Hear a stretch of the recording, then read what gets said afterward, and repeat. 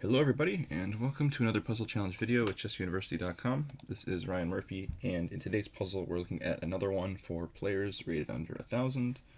In this position it is black to play and win material. And let's quickly take a look at the game that led up to this point. This is from a chess.com blitz game, played between a 1600 and a 2600 level player. 2600 was playing with the black pieces, with last names of Zhao and Predoyevich. So yeah, the game began with knight f3, c5, inviting a Sicilian transposition with e4. Didn't happen though. g3, knight c6, bishop g2, g6, castles, bishop g7, d3, and e5. So black stakes out a lot of space in the center, kind of just looking to grab as much of it as possible, getting all those pawns in the middle, and clamping the square on d4. So now white goes ahead and plays e4.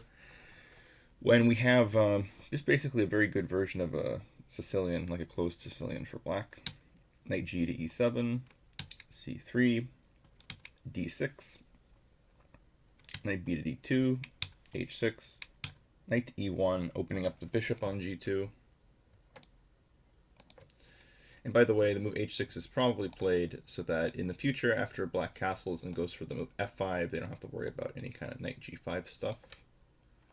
And now both sides are actually able to play f4 or f5 relatively soon.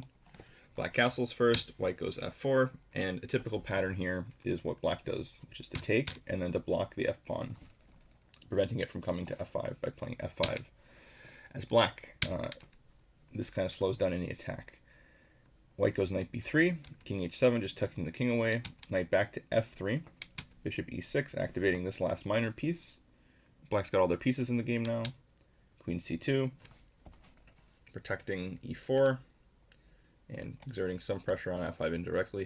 So b6 now, bishop to d2, fe4, de4, and finally the move that I was expecting sort of earlier on, the move d5 is played here. So if the pawn is traded, e takes d, then black will recapture with a piece, and white will end up with an isolated pawn on the f-file, and there'll be a really nice outpost square on f5 for a black minor piece. So white goes ahead and plays e5. So their structure isn't as bad, but they still have this weak square on f5, which black uses. So knight f5, posting the knight, rook a to e1, queen to c7, bishop c1. It's pretty clear here that white's very passive. This bishop is now only serving the role of defending this base pawn of this small pawn chain. Otherwise, there's not a lot of counterplay to be had. So black is doing very well. Rook a to d8, rook to d1. Pawn a5, maybe looking to chase the knight with a4.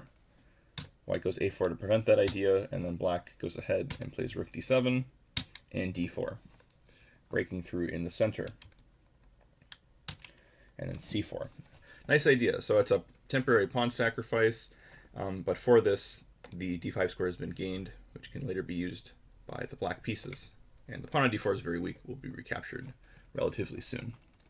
So knight b d2 and immediately grabbing the pawn. Queen e4 played. Now bishop f5, very nice move. And after queen e3, we return to our critical position. Here it's black to play and win material. There should be many moves that are very good for black, of course, because black's position is just fundamentally much better. But if you find what you think the best move is in this position for the black side, make sure you check out the link in the description and find our official post on chessuniversity.com, where if you post your solution before tomorrow, you can get rewards points on your account. So hope to see you guys there. Thanks for checking it out, and I'll see you tomorrow.